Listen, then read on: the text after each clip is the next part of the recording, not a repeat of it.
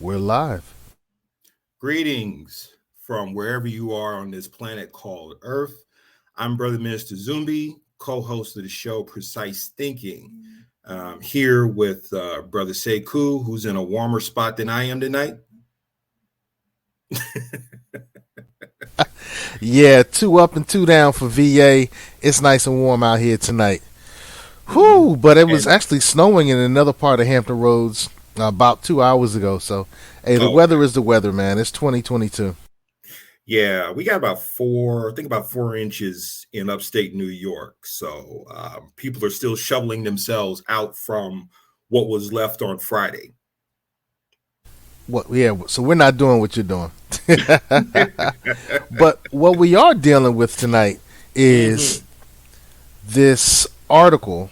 Yes. Black spending power reaches 1.6 trillion with a T, as Hmm. in trillion, not billion, not Right. million, but T, trillion, Hmm. 1.6 trillion. But the net worth falls 14%. So Okay. incredibly, we're spending more and we're worth less. I'm not saying we're worthless. I'm saying we're net worth less. Hmm. We're net worthless. Okay. Mm. So um, let's chop it up, brother. You're the I was gonna call you the minister of information, but Minister Zumbi, you have all the research. So bring the goods, bro. Bring the goods. Okay. I kind of question the number 1.6 trillion. Personally, I think it's closer to 2 trillion, if not over 2 trillion.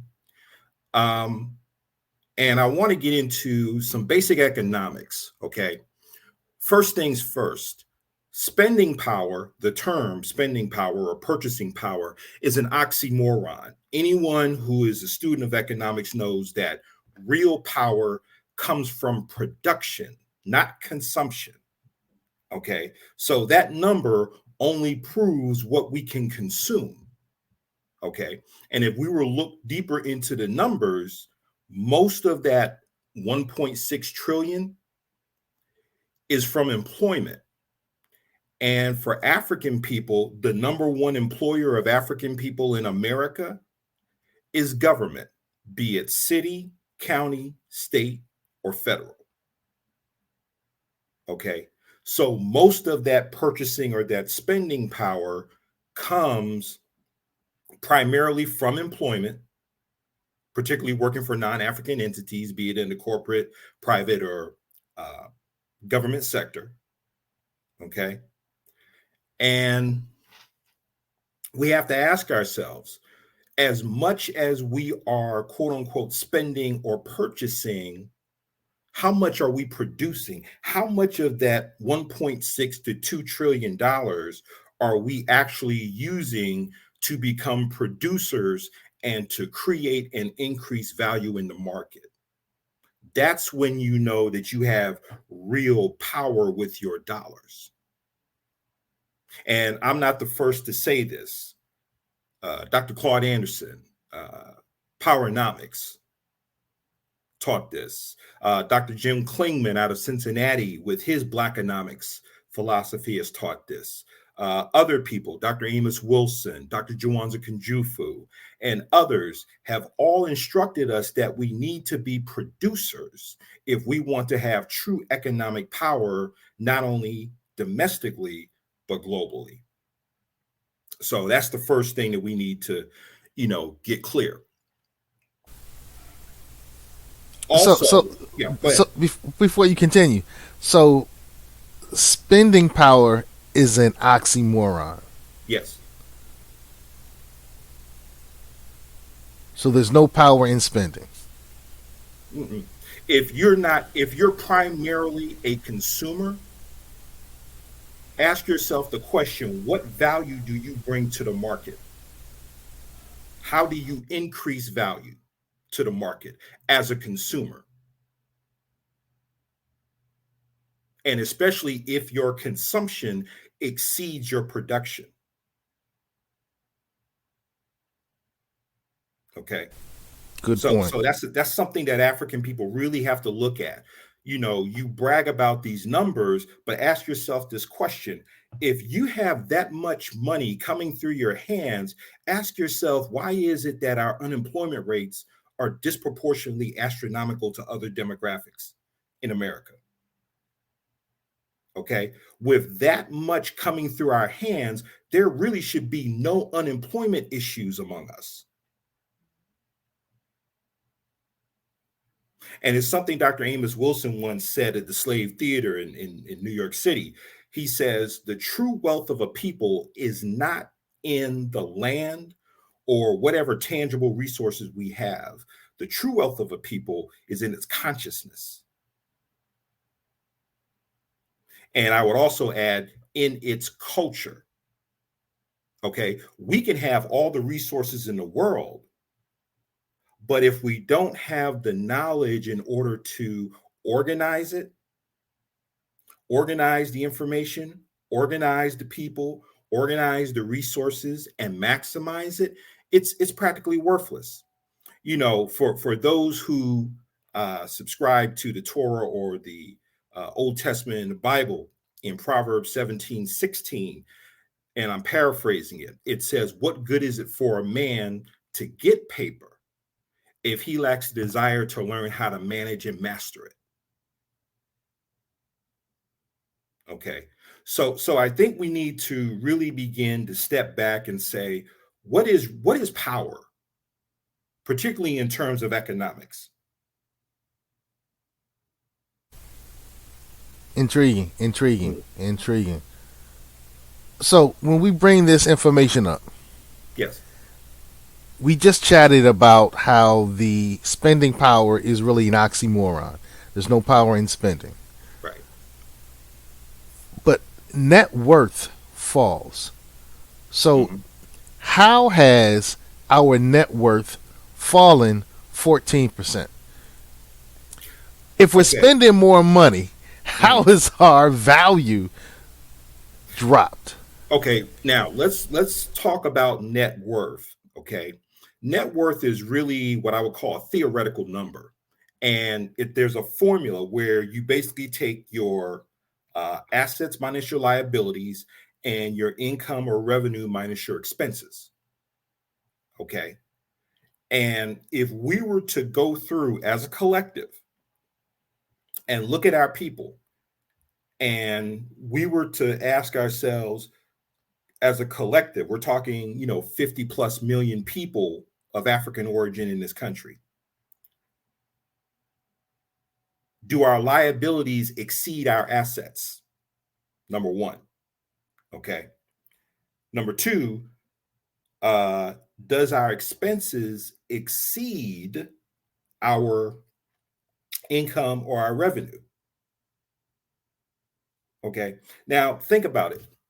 There's a brother. I don't know if you ever heard of him. His name is Sean Rochester, and he wrote a book called The Black Tax. I got it somewhere in one of these boxes here.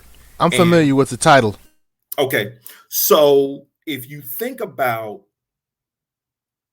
amongst our people, okay, we may be high income people, but because of certain obligations or duties we may have, in terms of family, in terms of taking care of elders, senior citizens, or what have you, we really don't have the resources to create our portfolios, okay, and to acquire assets because we are always trying to handle certain obligations. So we don't have an opportunity to accumulate what I call IGAs or income generating assets. You see, so when we talk about net worth, you have to ask yourself, what is in our portfolio? Or do we even have a portfolio at all? You see, so there's certain financial realities that we have to take into consideration when we're talking about net worth. Okay, now if you want to talk about, like, the new buzzword is quote unquote generational wealth. Everybody's talking about generational wealth. Okay. There's three enemies that I've identified as enemies of building that generational wealth. One, taxes. Two, inflation. Three, bad money habits. Okay. And really, of the three, inflation is probably going to be the most insidious. Because let's look at it this way.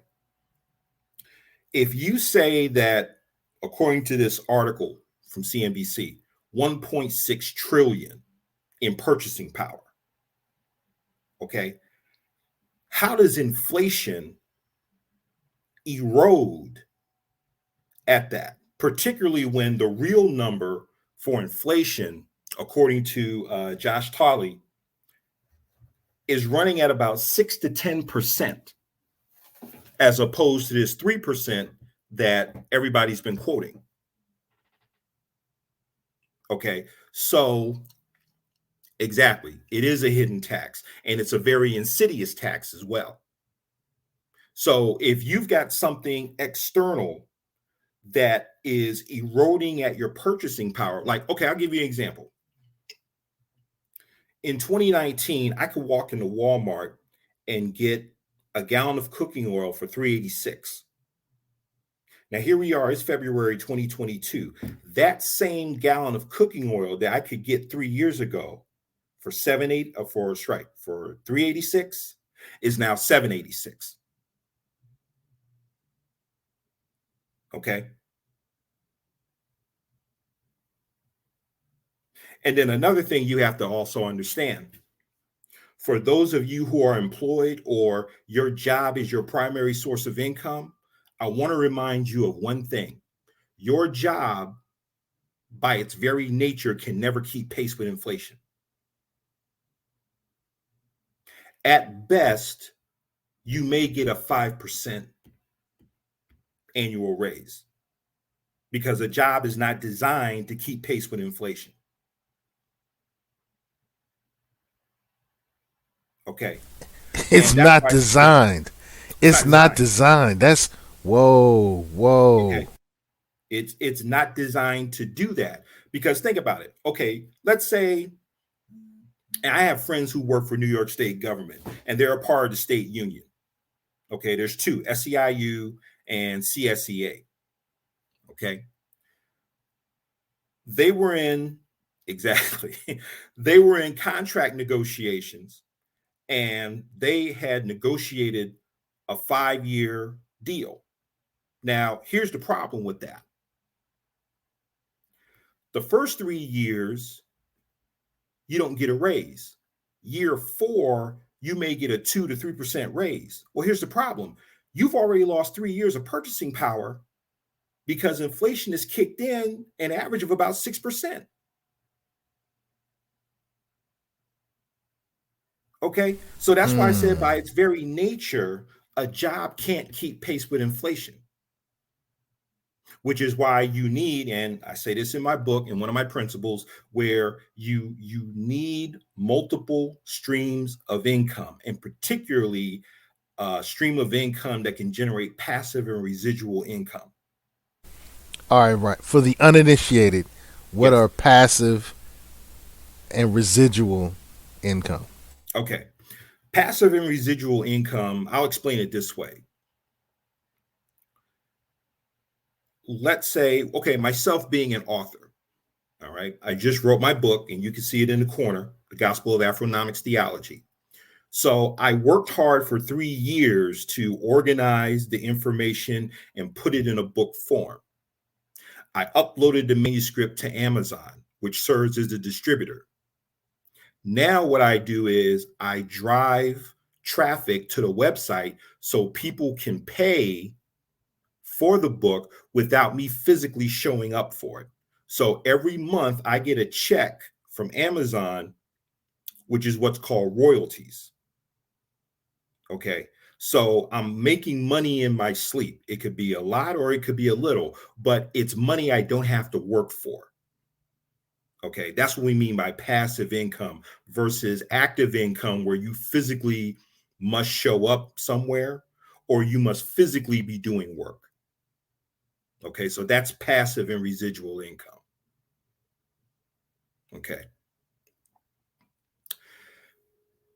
what was I talking about before? Bro, you were going deep, man. You were going Yeah, deep. But you were saying that one of the ways that we can address the situation, because jobs were not designed to keep up with inflation, right, is by having some production that provides you with passive or residual income. Because we're talking about fixing this BS. You know, the right. black spending power is reportedly, according to this article, it says it's 1.6 trillion. We've already discussed that. Black spending power itself is really an oxymoron. What we're trying to do now is make sure that the net worth stops declining, Mhm. right? And yeah, and the main thing in order to change this is that we have to change not only our mindset but our culture. One of the things in my core beliefs in my book, I talk about the need to have what I call an African centered entrepreneurial revolution. Okay, historically, whenever you see an oppressed or disenfranchised or displaced people, when they use entrepreneurship and micro enterprise to improve their condition, there are multiple benefits, not just tangible benefits, but intangible benefits. And the intangible benefits, one of them is that now you feel a sense of empowerment. You feel that you are contributing to society, that you are creating value or increasing value in the market, which is one of the reasons why when I look back at these stimulus packages that were passed out when the pandemic initially started, I asked myself, it's interesting that in that package, you couldn't have taken maybe 10 to 20 billion dollars, allocate that to local chambers of commerce across the country, SBA offices and SCORE offices, to where you can begin to teach people about entrepreneurship and financial literacy. Okay. Now, I have no issue with offering stimulus checks. That's more of a, I guess you would say, a jump start. But when you look at an economy, okay, an economy that is predominantly employee driven, I dare say it won't survive past the third generation if it gets there. Because again, every economy is built on production, not consumption. And for African people, if you're going to live on this planet, there's four questions you need to ask yourself.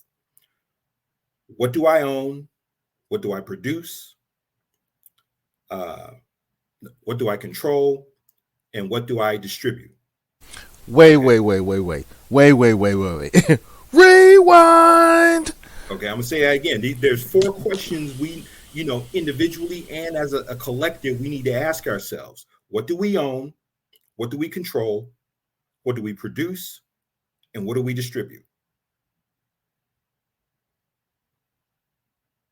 So, are you saying if you're able to answer those four in a profitable manner, you're more than likely, to exceed inflation and not have your net worth drop? Is that what I'm hearing, bro?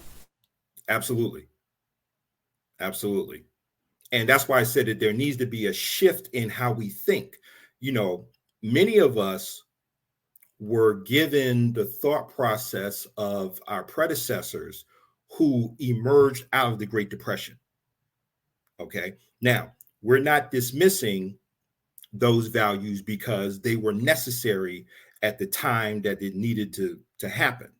But as we evolve, and really ever since 1971, the rules of money have forever changed. We've been in a fiat economy for over 50 years now. And what I mean by a fiat economy is before 1971, the US dollar was backed by precious metals such as silver and gold. So on August 15th, 1971, Richard Nixon divorced the US dollar off the gold standard.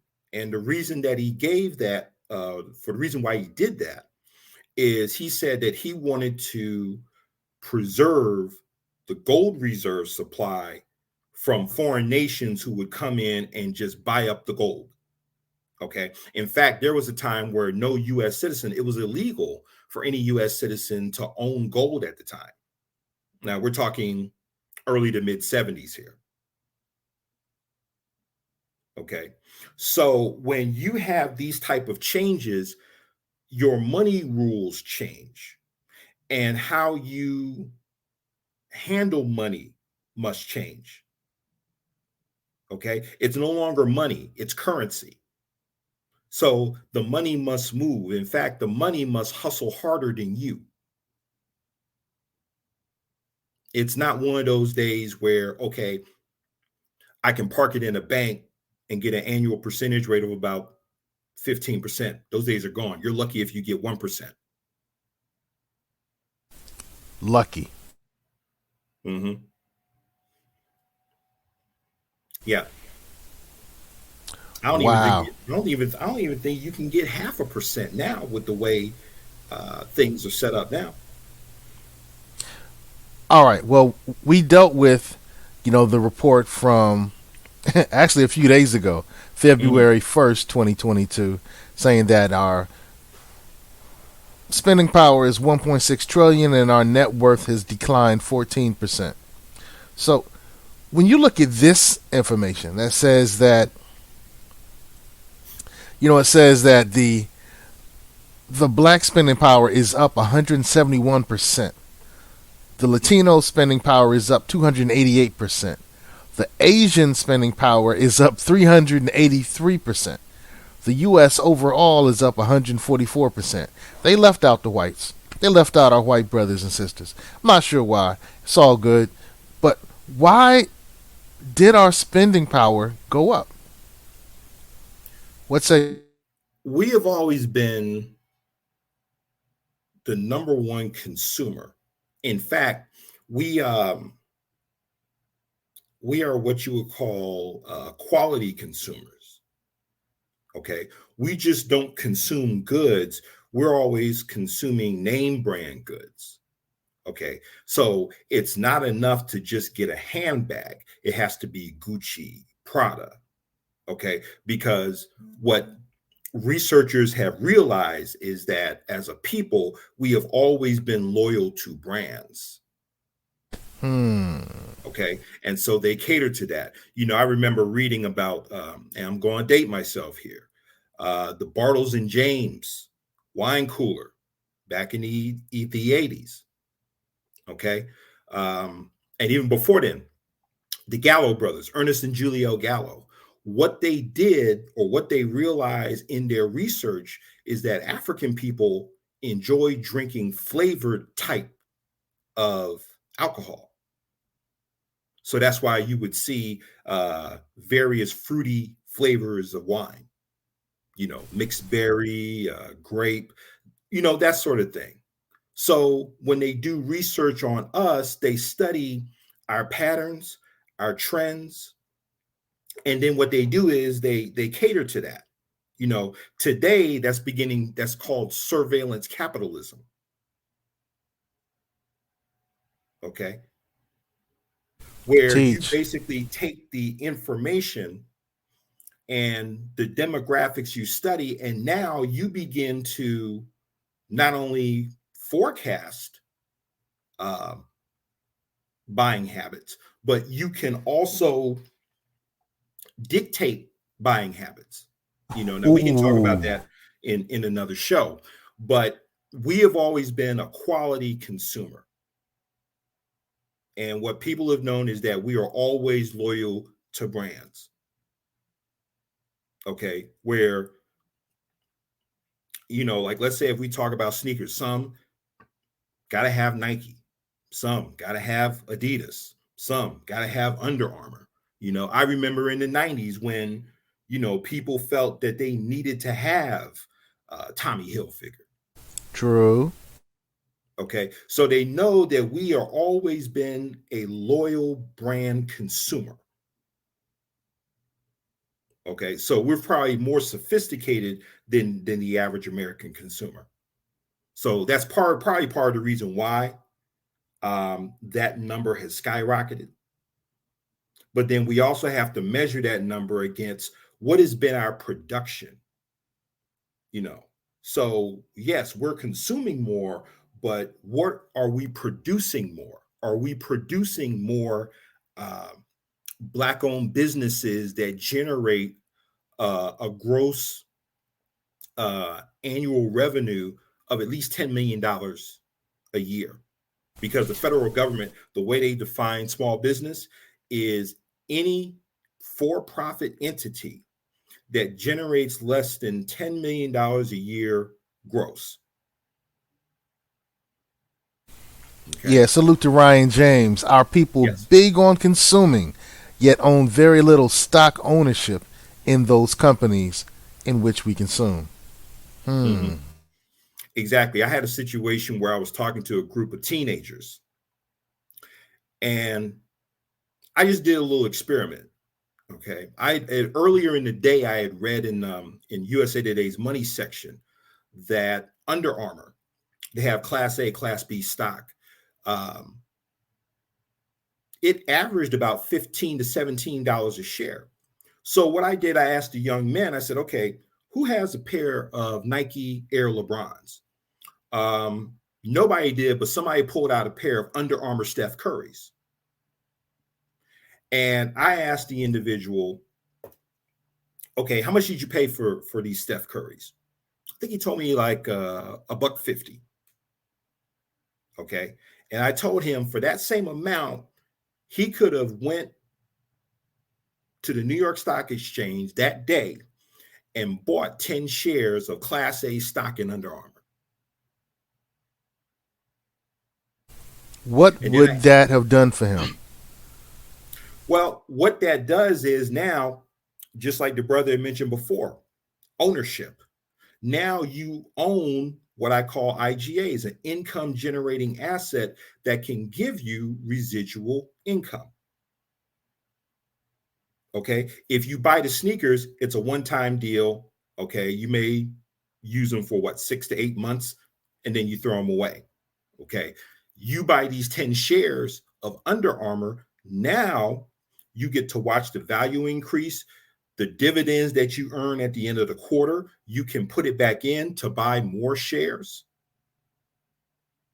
and deal with the stock market split.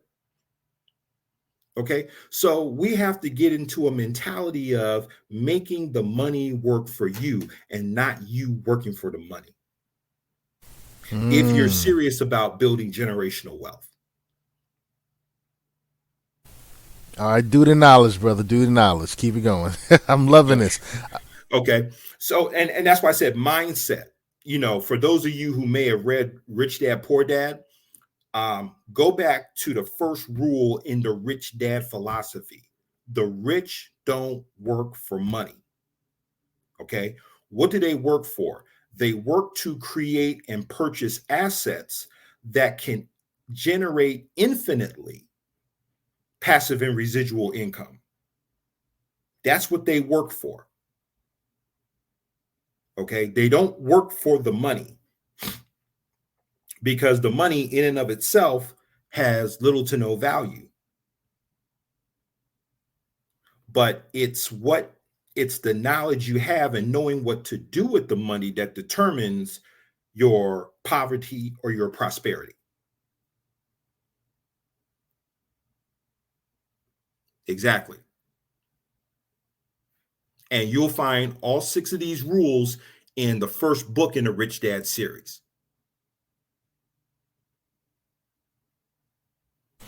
All right, so do the knowledge on lessons 2 through 6. Why should we pay attention to this? Why does this matter? As Crumb would say, why does this matter? Why does it matter? No matter what you do on this planet, money is going to affect it. Okay. In fact, I'm going to read something from my book, The Gospel of Afro-Nomics Theology, and I'm going to read from the beginning of the Q&A, where I talk about what is the importance of studying economics.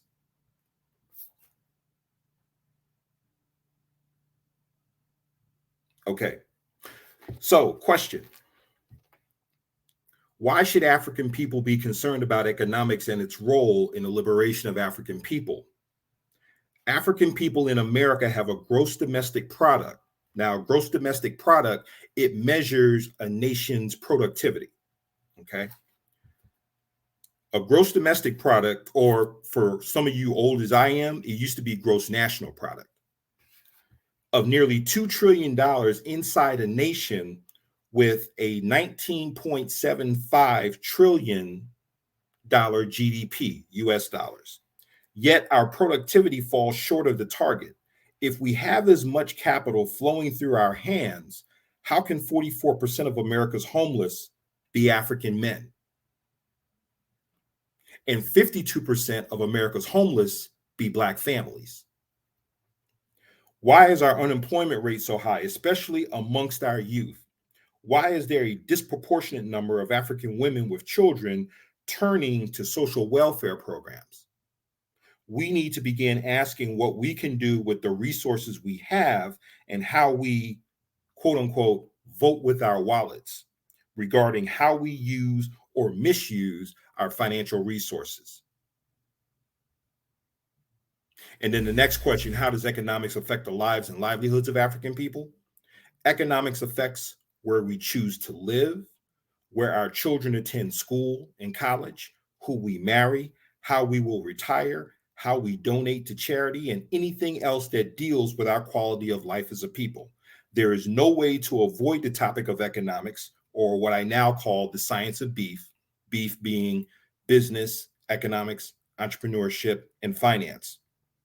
So we need to understand its importance and appreciate its impact on our lives. Wu-Tang Clan was correct when it coined the phrase, cash rules everything around me. I say that. Hey, the Queen Gloria Miller dropped in a nice little Black History note. The first Texaco men's room toilet paper roll dispenser was invented by a brother, Harlan Jamal Washington. Hey, with the name Harlan Jamal Washington, we know that was a bruh. Hey, Okay. salute Gloria Miller. Thank you, thank you. That was beautiful. That was Now, beautiful. it's Now, interesting that it's interesting that the sister brought that up, because I would have to go into this question. Mr. Washington invented the toilet paper roll. Is he receiving royalties from that invention? Or his family receiving royalties from that invention? Okay. And you and I, we've read stories, we've heard stories about, some of our brightest that have created inventions, but receive little to no royalties for it. And that's just one example of developing residual and passive income. Okay. One of our scientists, I don't know if you're familiar with a brother named Lonnie Johnson out of Atlanta. ooh, you talking about Mr. Super Soaker? Yes, sir. Okay.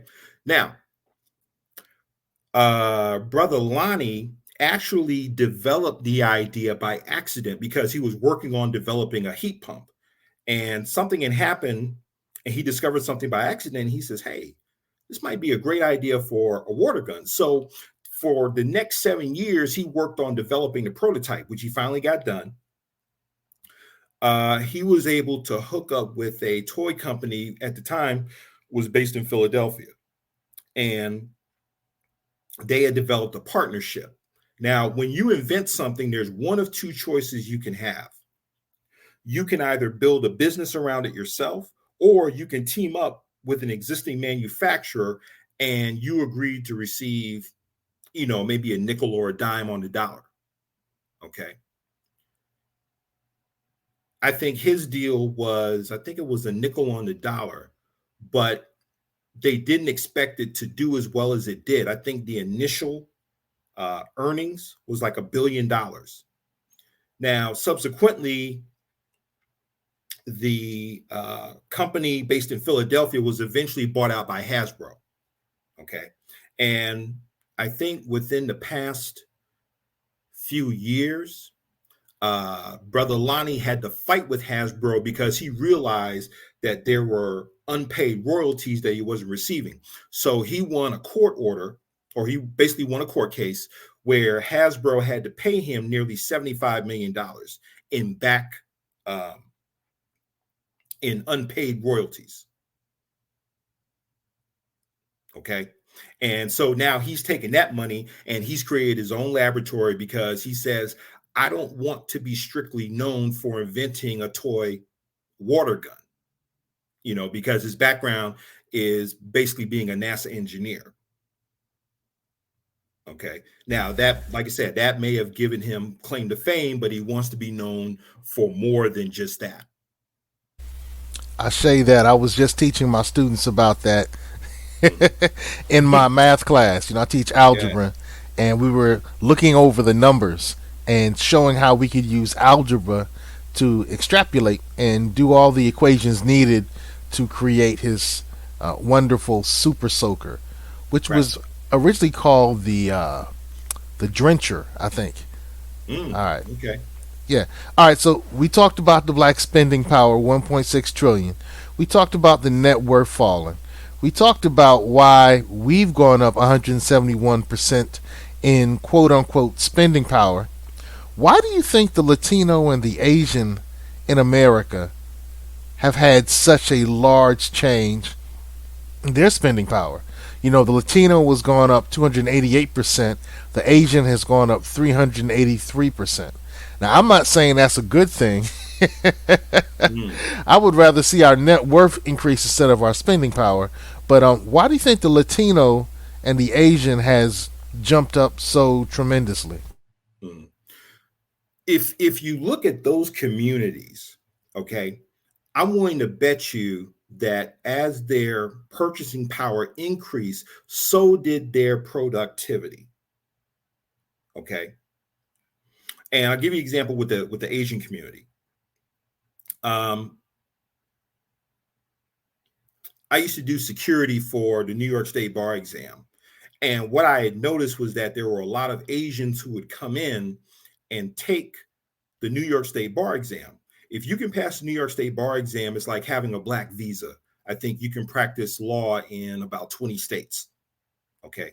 So it's really like having that black visa. Why did they do that? They wanted to engage in international banking and finance. Okay. So they have a way of creating what I call economic synergy. Okay. Where there's within their ethnic enclave, there are businesses that complement one another, and that dollar can begin to circulate throughout that ethnic business community. Okay. Same with the Latinos. I mean, how many of us have at least one Goya product in our kitchen? I have more than one. I have to admit, I have a little more than one. And even after Okay. the president of Goya said all that, well, I think he was quote unquote canceled because he supported our former President Trump. Um, Mm, okay. I didn't support either one of the Democrat or the Republican, so I Right. wasn't set tripping when he supported Trump. I like Goya products. Um, Okay. So and then the same thing where at least up here in Albany, I would be, going around town doing errands, and I would always see these Asian trucks that are coming from New York City. Okay. Whether they were bringing, food for the restaurants or napkins, things of that nature. So there's like a built-in infrastructure where manufacturing and distribution can take place. Okay, so in many cases they may be buying from their own people, you see, and that's the importance of culture, because it impacts everything that we do, particularly when it comes to the science of beef. Okay, now that's a speculation, but I don't think I'm too off base here. Wait, hey, give your definition of beef, because it's Okay, not Biggie Small's definition of beef. no, beef is an acronym which stands for business, economics, entrepreneurship, and finance. You know, Honorable Elijah Muhammad said that there were three sciences that a people needed to study and master in order to become sovereign and to have any sense of civilization. And that first one is what I call the science of beef. Okay. The other two being the science of diplomacy, negotiation, and warfare. And then the third one being the science of mate selection and genetic engineering. All right, Okay. so when the old white woman said, "Where's the beef?" we need to walk into our neighborhoods and say, "Where's the beef?" We need to Mm-hmm. go to the Congressional Black Caucus and say, "Where's the beef?" We need to go Exactly. into Ebony, Jet Magazine, and some of the other white owned media corporations that seem black fronting and say, "Where's the beef?" Yes. And once again, the beef stands for. Business, economics, entrepreneurship, and finance. All right, so NBA YoungBoy, where's the beef? You know, Saweetie, where's the beef? Megan Thee Mhm. Stallion, where's the beef? You got the WAP, where's the beef? Okay. Cardi B, you got the WAP. You spending a lot of money with um a lot of money. Okay. Where's the beef? And I like these folk. I left out City Girls. I should probably put them in there. They like the rodeo. So I love the City Girls. So City Girls. Everybody want to love JT. Well, my question is, where's the beef? Okay. You know, it's like everybody wants to brag about, you know, uh, how much money they got. You know, Cardi B had the lyric or the chorus that says how she's making money moves, but where's the power moves behind the money moves? Okay, because you've got all these rap artists with all this money, but you still don't control the distribution and the manufacturing of your product. Okay, you still don't have a means of dictating policy to the FCC and the RIAA. Hmm. Okay, and I know you remember in the 90s when P. Diddy came with All About the Benjamins, and he says he's stacking chips like Hebrews, and they made him take that out of the song. Yes. Yes. Okay, You should do so what we do. Stack chips like Hebrews. Don't let the melody confuse you. Deceive you. oh, Don't let the right, melody deceive you. Yo, he was dropping a gem right there. yeah, but they You made should him, do like yeah, we do. mm-hmm, Stack chips like Hebrews. Don't let the melody deceive you. Don't let the music deceive you. mm-hmm, yeah, Yo, that was a gem.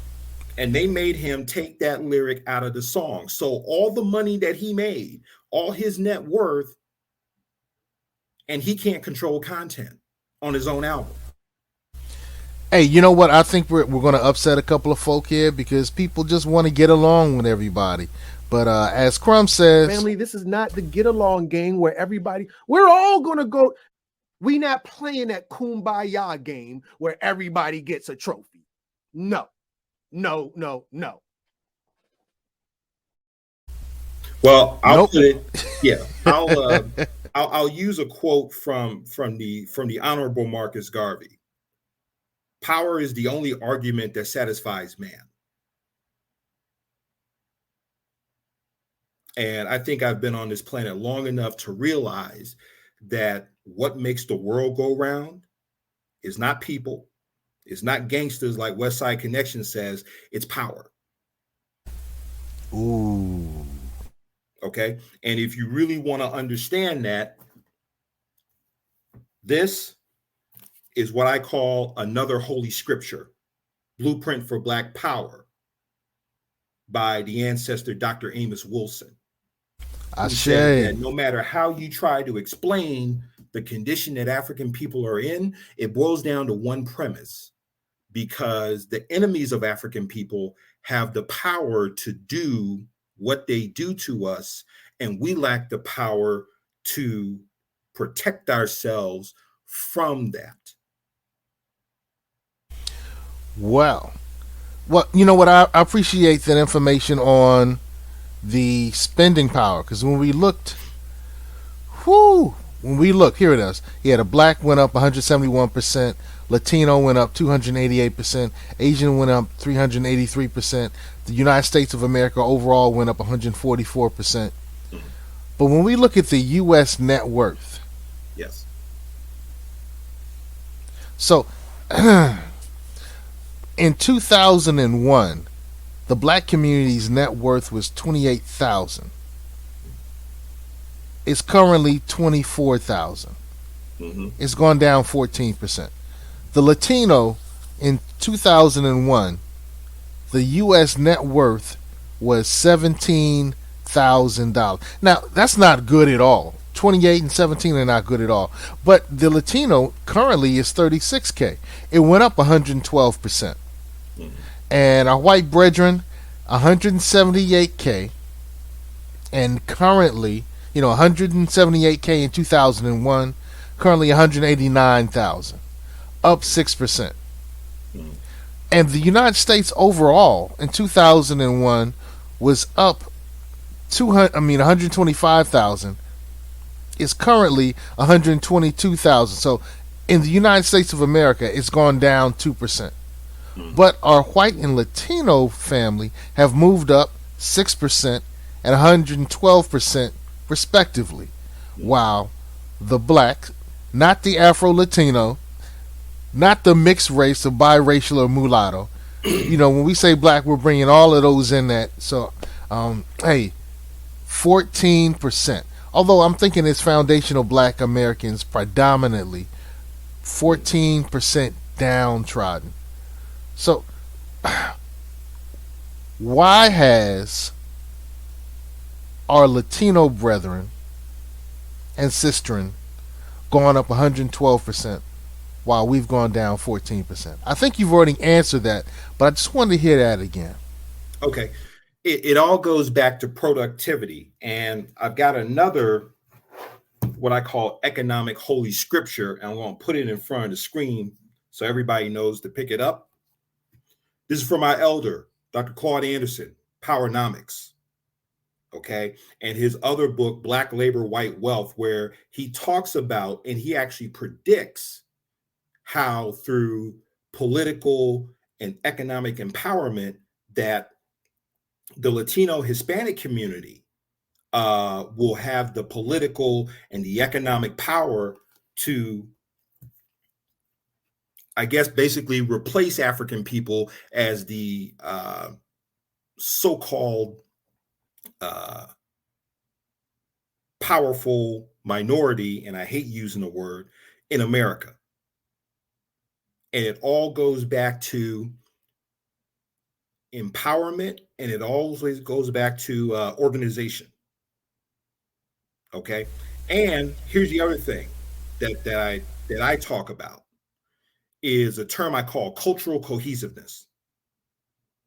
Okay. When you look at Asians, when you look at Arabs, when you look at Latinos, when those immigrants come to America, they basically come, number one, by choice, and number two, with their culture intact.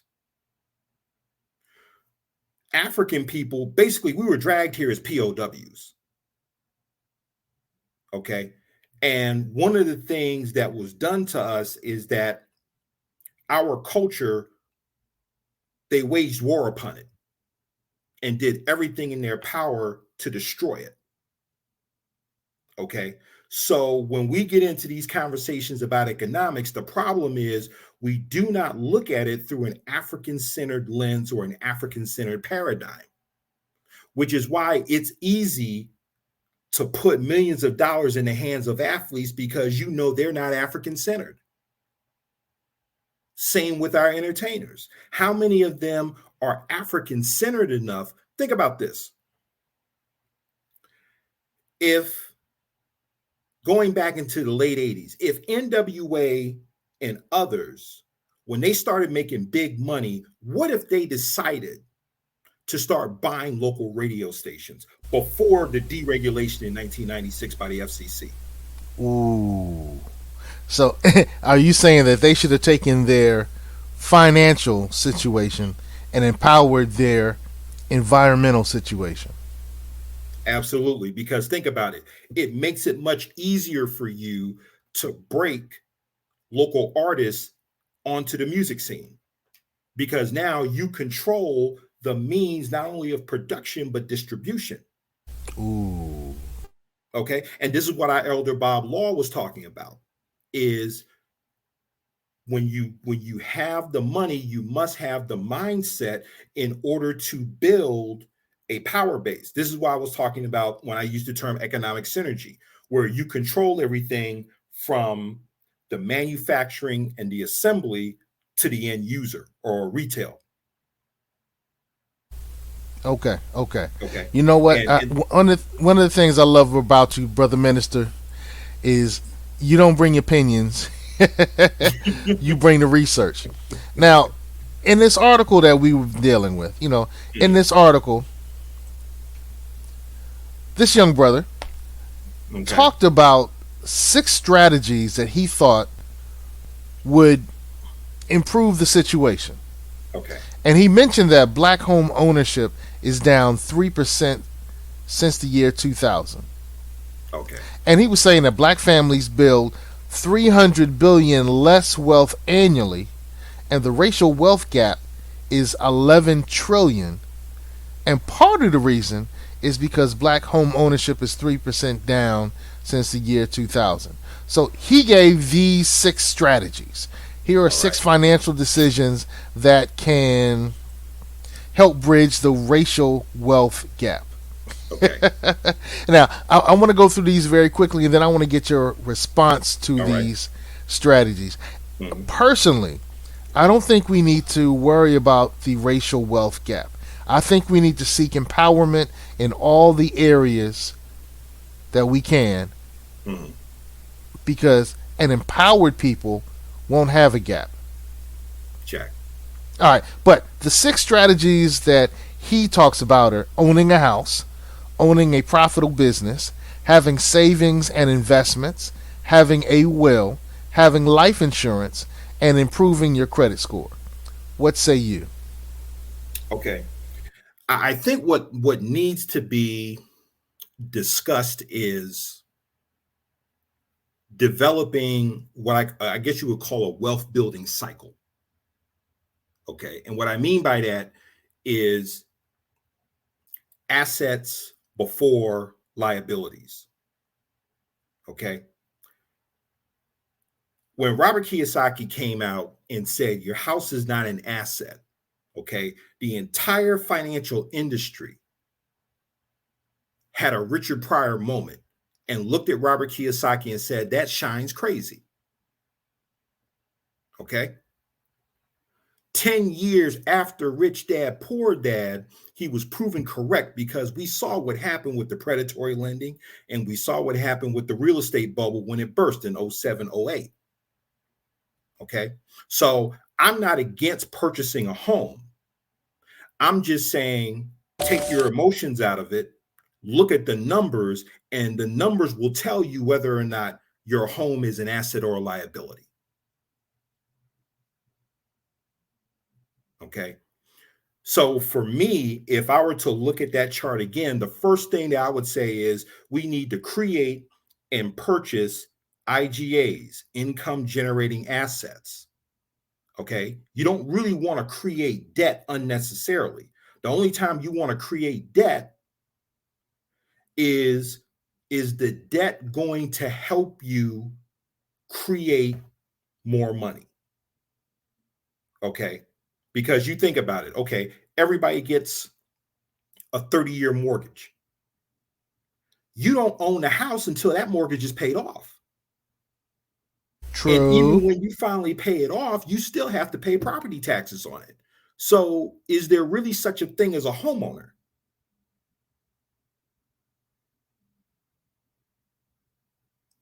When Good you really think question. about Good it, question. okay? Because and that's why I'm saying we have to really begin to be more precise thinkers, and particularly when we start dealing with, the science of money and the science of beef. Okay, we can't continue to use things that no longer make sense now. Okay, what's being talked about now may have worked during the industrial era, post Great Depression, but not in this new economy. The rules have changed. And like that old Michael McDonald song, things will never be the same again. Hmm. Okay. But there's a lot of people who are trying to, quote unquote, bring back the good old days. Those days are gone. Like I said, you can't just park your money and think you're going to get 15% interest annually because there's nothing back in the US dollar. Okay. So your thinking has to change about money and how you acquire it. I have a saying, it takes courage to make money, but it takes intelligence to keep it. Okay. Okay. Okay. Okay. And right now, we need not just intelligence, but relevant information. Okay. And I'm going to throw another book out there. You can probably dig it up. It's in the Rich Dad series. It's called Rich Dad's Increasing Your Financial IQ. In that book, there's 5 ways of strengthening your financial IQ and financial intelligence. And I'm focusing on number 5, where it talks about having relevant and proper information. And Robert Kiyosaki uses being in the Vietnam War. That's the book. Okay. Okay. He says that the information that he may have had today is irrelevant tomorrow, because if he's being fed bad information or irrelevant information, it can cost lives. And so for African people, when you start looking at money in this climate, make sure your information is relevant and in real time, because the information you may be giving out may create financial fatalities when it doesn't have to be that way.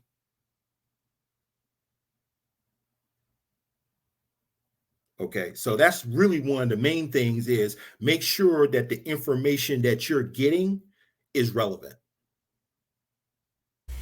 Okay. Okay. Can we say that owning a profitable business is relevant? You just said that owning a house may not necessarily be relevant, Mhm. but owning a profitable business, is that a good strategy? Yes. In fact, if you're talking about building generational wealth, it's a must. Okay. There's no other way around it.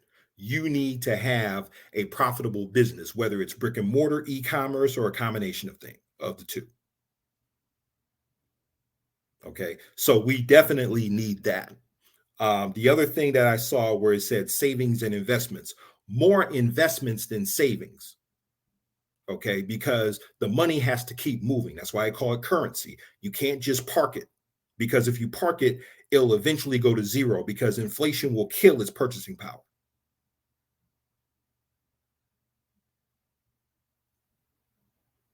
Okay, so we need to have, profitable businesses, and we need to have investments, and investments, most people talk about paper assets. Okay. Okay. Okay, now, Well, okay, go ahead. before you move on, bro. So we talked about owning a house, a home. Mhm. We talked about it's important to have a profitable, keyword profitable, make a profit business. You just talked about savings and investments. Yes. Why is a will important? That's a show in and of itself. And I'm gonna tell you why. Let's take a look at our entertainers. Three in particular. What do Whitney Houston, Aretha Franklin, and Prince all have in common? Their When they made ancestors. their transition, there was no will. And when there's no will, things go into probate. Okay. So between Uncle Sam, state tax, and if the record label, has a lien on the estate, in the case of Whitney Houston, I think there was a lien that Sony had on her estate. So between Sony and Uncle Sam, by the time they got done with the estate, there was nothing left for her family. Okay. Aretha Franklin had a net worth of $80 million, but no will. So who owns her catalog? Prince had a net worth of $350 million. But guess what? The battle that he had fought against Warner Brothers, he ultimately lost, because guess who has not ownership, but total control over his catalog? MCA Universal. So if there was a will, even if it's a living will, okay, you can prevent situations like this, because now you, in your right frame of mind, have designated who you want to have certain assets and belongings. Okay, that's a part of, and I mentioned this in my book, the importance of asset protection and estate planning. Okay. Okay. Okay. All right, life insurance, brother. We're just going to go through the list. We talked Yeah. about the home, we talked about the business, investment, savings, a Okay. will. What's the deal Um, on life insurance? And as a life. person who, well, I'm not going to talk. You Oh no. talk. Go ahead. Life insurance.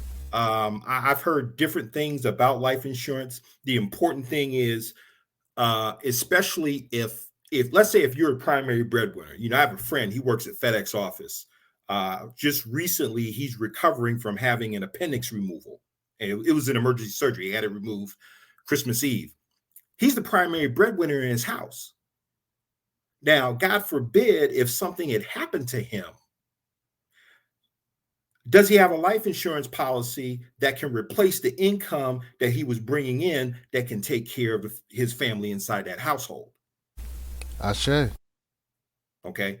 That's just one reason why you should have life insurance, is to make sure that in the event of your passing, your family wants for nothing. Okay. Okay. Okay. I agree with that. I actually have a beloved person who's going to be an ancestor soon. He's actually dying as a result of a lot of health problems, but Mm, he was just tested positive for COVID, and so we're looking at maybe 2 or 3 days before he becomes a elevated ancestor. And mm. today we were able to make the phone call to one of my friends who's the agent that sold him a life insurance policy. So Okay. yeah, we're going to help do the financial planning. So his wife and his children will be taken care of. And so in credit score piece, what's the Okay. would you have increased? I mean, let me say that right. Would Okay. you have included improved credit score on a way to close the wealth gap? Um, Me personally, no. Now, if you're talking about business credit, that's another story. Okay. True. Because what I look at is this. There's a thing I call the Rockefeller rule. The Rockefeller rule says own nothing but control everything. True. Okay. And there's something that's missing in that list. And what I mean by own nothing but control everything, you know how rich people stay rich? And you can find that in Rich Dad Poor Dad, the chapter where he talks about the power of taxes and corporations. Okay. where everything is done in corporations and trusts. Nothing is done as an individual. True. Okay. Nothing is done. In fact, I'll give you an example. Now, a lot of people say, well, before you get married, you should get a prenup and blah, blah, blah, blah, blah. I've heard attorneys say that a prenup is not the best vehicle to protect your assets. I've heard that as well. Okay. What one attorney recommended was what's called a domestic asset protection trust. Okay. Now, let's say you've got a buddy in Omega Psi Phi. Okay. And he's looking to marry again. Okay. And he's accumulated a lot of assets over the time. What he can do is, instead of getting a prenup, he can actually set up a domestic asset protection trust, put all of the assets into that particular entity. The future bride doesn't have to know a thing, and you can go ahead and step down the aisle. Ooh, okay. So, okay. All right. We're going too deep. Well, I'm just giving you an example. That's got to be a show unto itself, brother. Right. That's got to be a show unto itself, brother. But that's just an example of, in that that step, there should have been about creating corporations and trusts. Okay. Because right. Again, if we're going to talk generational wealth, you have to change. You have to understand the different rules of engagement. It's no longer checkers, it's chess. Well, speaking of chess, not checkers, tell us about your book. Let's go ahead and go out and yes. Hey, tell us all about your book, man. Tell us all about the book. This book, The Gospel of Afro-Nomics Theology, many have called it their I guess you would say economic holy scripture for African people. I've had people send me pictures where it's right next to their Bible or Quran. All right. This book is African-centered way of looking at economics. It's really over 22 years of personal experience and research in what I call the science of beef, business, economics, entrepreneurship, and finance. And the reason why I wrote it is because there's a lot of books out there on finance and investing and so forth, but it's not done through an African-centered lens. And so what I tried to do was to write a book that does that, but it also passes what I call the Pookie, Ray Ray, and Junebug test. Okay. Because I want it to be able to be understood by the grassroots. Okay. So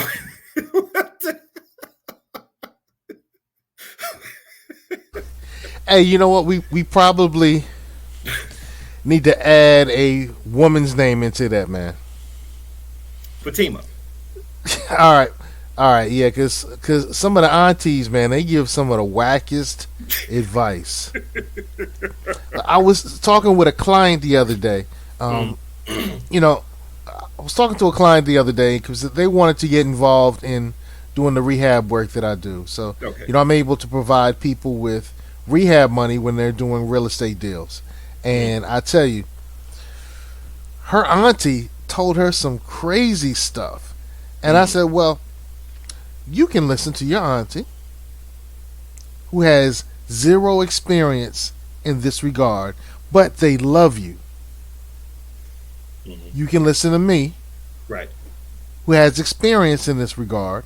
I may not love you, but I want you to profit. Exactly. So very often we listen to the wrong people. And there's a saying, sometimes the most expensive advice is free advice. I say to that. So, hey, talk about precise teaching, because I tell you what, in the precise teaching thing that you've been doing, You've been dropping some jewels, brother. One of my favorite is the piece on cultural tithing. And Yes. so let's talk about very quickly cultural tithing, how to be a cop, and to Hmm. be a $20 Ooh, I can't talk tonight. Go ahead, bro. Cultural tithing. Drop the Okay. gem. Drop the gem. Do the knowledge. All right. Cultural tithing. That's principle number 19 in the GOAT book. Principle 19 talks about cultural tithing, where a dime out of every dollar should be given to a race first organization. And I've given this example in the last show. Let's say Brother Sekou, um, Mega Millions is coming up Tuesday. I don't know what the jackpot is. So Brother Sekou, he goes down to the gas station, gets his tickets. Tuesday night, they show the number. He hits. He then sits down at his desk, writes a check, 10% of his winnings. Now, these are all pre tax numbers. 10% of his earnings, he gives it to Omega Psi Phi. Okay. That is cultural tithing because he is part of a race first organization that looks out for the lives and the livelihoods of African people. Okay. Okay. All right. So let's go to the next joint, man. Let's go Yes. to being a cop. So Being a you want us cop. to turn into 5-0. This has nothing to do with snitching or putting on a badge. This is about being a creator, owner, and producer, particularly in this post-pandemic climate. We really need to create, own, and produce the means of our production and our distribution. And in the last show, we talked about being an infopreneur. This is the perfect time to be a cop. In fact, that's probably one of the better business models where you can be a cop. I say that. And become a $20 revolutionary. We're going to end with this one. Yes, it's a campaign that I came up with where I said, okay, what is one thing that African people can do without having to protest and march and scream and everything else? Being a $20 revolutionary. Let's say every week you make a $20 purchase to a Black owned business, be it brick and mortar or e commerce. If you were to do that over a 52-week period, you would have put $1,040 back into the hands of Black owned businesses. Now, if you expand it to, let's say, 50 million people of African origin in America, if they were to take that on in a 12-month period by being a $20 revolutionary, we would have shifted $52 billion back into the hands of Black owned businesses and back into our Black economy. So, something Wow. as simple as being a $20 revolutionary, you can affect change. And let's do the last one. The one we're going to have to add to the list. Mm. What's beef? Beef. Beef is an acronym. The science of beef is business, economics, entrepreneurship, finance. Okay, which is really what the Gospel of Afro-Nomics theology is. It basically deals with the science of beef, which is something that needed to be viewed through an African-centered lens.